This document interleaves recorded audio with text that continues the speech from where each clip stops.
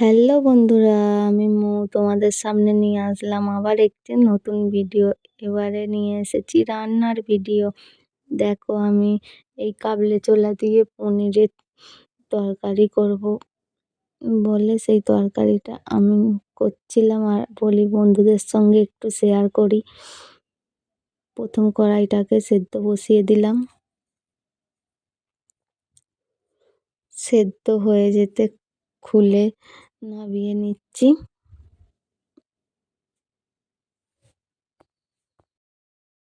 কড়ার মধ্যে একটু তেল দিয়ে দিলাম। তেলটাকে ভালো করে গরম করে নিয়ে পনিরটা দিয়ে দিলাম। পনিরটাকে দিয়ে একটু ভালো করে ভেজে নিতে হবে।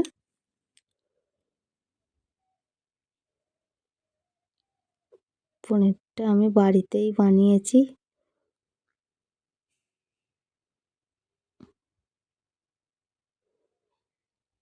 বাড়িতে বানিয়েছিলাম পনিরটা, ওই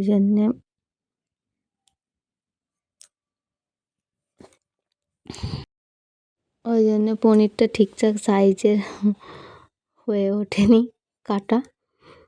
ওর উল্টো পাল্টা কোনটা পাতলা কোনটা মোটা হয়ে গেছে।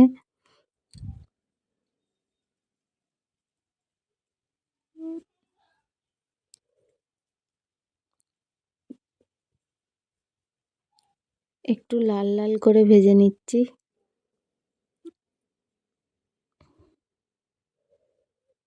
আমার মেয়ে আবার একটু লাল লাল ভাজা পছন্দ করে।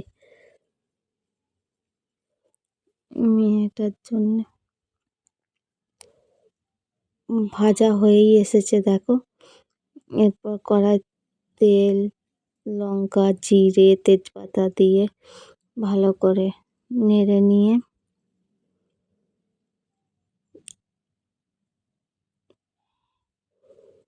হলুদ,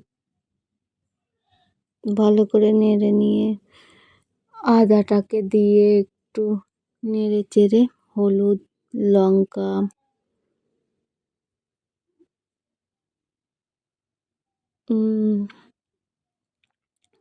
দিয়ে একটু জল দিয়ে মশলাটা কষিয়ে নিয়ে